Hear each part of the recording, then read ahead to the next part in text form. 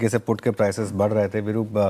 पहले वो आधे घंटे 45 मिनट के बाद 25,435 तक गए हम, और उसके बाद वहाँ से करीब करीब 250 पॉइंट फिसले। अब डे लो से भी थोड़ी रिकवरी आई है, लेकिन उम्मीद के मुताबिक निफ्टी और बैंक निफ्टी का भी इंटरडे रखिएगा एक बार ज़रा, क्योंकि बैंक निफ्टी में देखिए आप कहाँ तक गए हम, और एग्जैक्ट हमने 59,600 के स्टॉप की बात की थी, 59,573 से फिसले और फिर 58,823 तक गए।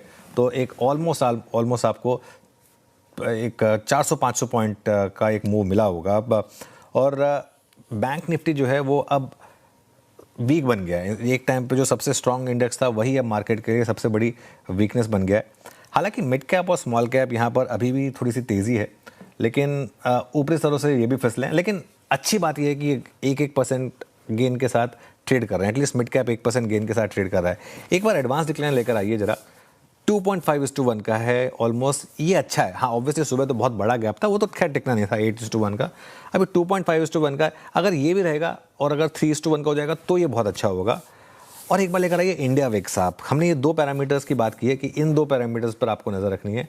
सुबह का लो था 12.9, लेकिन आज तेज़ी वाली मार्केट में भी जिस तरीके से इंडिया विक्स ऊपरी निचले स्तरों से 8% के करीब उछल कर आया है, ये कहीं ना कहीं आपको बता रहा है कि इस समय मार्केट में हल्का सा पैनिक तो है।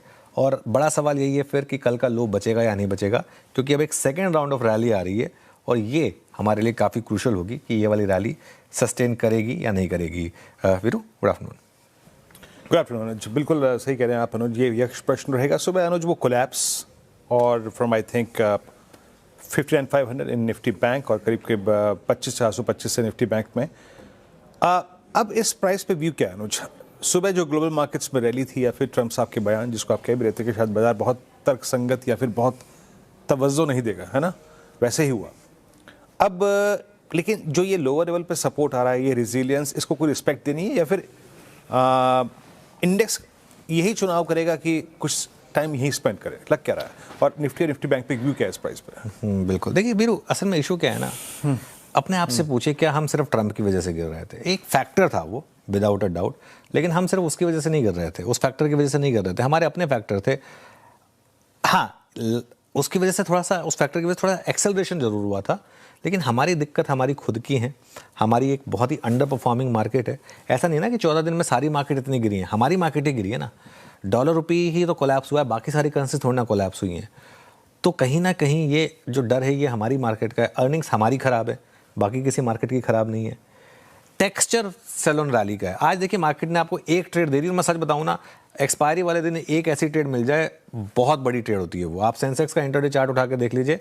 हालांकि हम सुबह जब लेवल्स डिस्कस करते हैं तो निफ्टी के करते हैं, लेकिन ऑब्वियसली जो एक ऐसी ट्रेड मिल जाए आपको दिन में, बस उससे ज़्यादा आपको क्या चाहिए। अब उसके बाद रिकवरी आए नहीं आए वो देखने वाली बात है। जब तक 2-3 दिन हम डे हाई पर ना बंद हो, बल्कि ऐसा हो कि हम खुले नीचे और ऊपर बंद हो, हम खुले ऊपर और नीचे बंद हो, वो सबसे खराब टेक्सचर है। भले हम नीचे खुल के नीचे बंद हो जाएं, लेकिन ऊपर खुल के अगर नीचे बंद हो, वो टेक्सचर सबसे खराब होता है मार्केट का। वहां पर लोगों का पैसा जाता है।